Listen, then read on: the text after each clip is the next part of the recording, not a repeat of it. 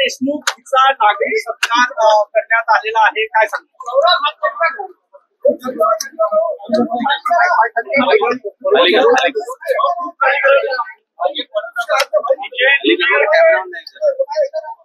आज सर्वांकरताच अतिशय आनंदाचा दिवस आहे की आपल्या महाराष्ट्राची बुद्धिबळपटू दिव्या देशमुख हिने भारताचं नाव जागतिक स्तरावर नेलेलं आहे आणि जागतिक बुद्धिबळ स्पर्धेमध्ये ही स्पर्धा तिने जिंकलेली आहे. आणि म्हणूनच आज तिचा महाराष्ट्र शासनाच्या वतीनं नागरी सत्कार आपण केला. 3 कोटी रुपये महाराष्ट्र शासनाने तिला ही स्पर्धा जिंकल्याबद्दल पुरस्कार दिलेला आहे. केवळ 19 वर्षाची ही कन्या हिने भारताची पहिली ग्रँड मास्टर महिला म्हणून या ठिकाणी ही स्पर्धा जिंकलेली आहे. आणि खऱ्या अर्थानं पुढच्या काळामध्ये तिच्याकडनं भारताला खूप अपेक्षा आहेत. वेगवेगळ्या ज्या स्पर्धा होतात त्या स्पर्धांमध्ये ती भारताचं नाव उंच करेल. एक आनंदाची गोष्ट अशी आहे की आतापर्यंत महिला बुद्धिबळामध्ये चीनच्या बुद्धिबळपटूंचा बोलबाला होता, पण यावेळी जागतिक बुद्धिबळ स्पर्धेत दोन्हीही महिला या भारताच्या पोचल्या. कोनेरी हम्पी आणि आपली दिव्या देशमुख आणि दिव्यानी ही स्पर्धा जिंकलेली आहे.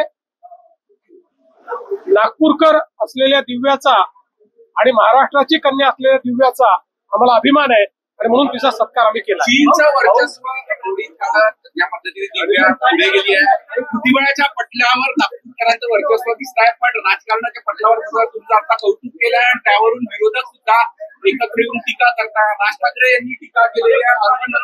एकदा अटक करा अर्बन नक्सल म्हणून एकदा अटक करून दाखवा. मग कोणाला अटक करायची?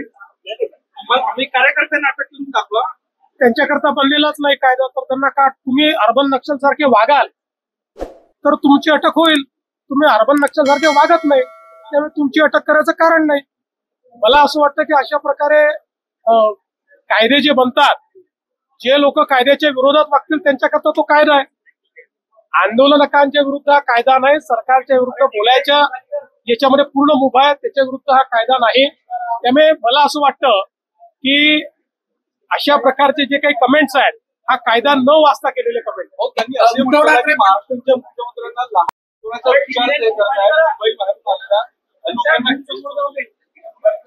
माझं अतिशय पक्क मत आहे, महाराष्ट्रामध्ये मराठी शिकली पाहिजे, ती कंपल्सरी असली पाहिजे, ती अनिवार्य असली पाहिजे, ती आपण अनिवार्य केलीच आहे.